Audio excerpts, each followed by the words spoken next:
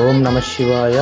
శ్రీ కపిలతీర్థం శ్రీ కామాక్షి సమేత శ్రీ కపిలేశ్వర స్వామివారి బ్రహ్మోత్సవాల భాగంగా 9వ రోజు ఫిబ్రవరి 16వ తేదీ 2026 సాయంత్రం తిరుచి ఉత్సవం అంగరంగ వైభవంగా జరిగినది.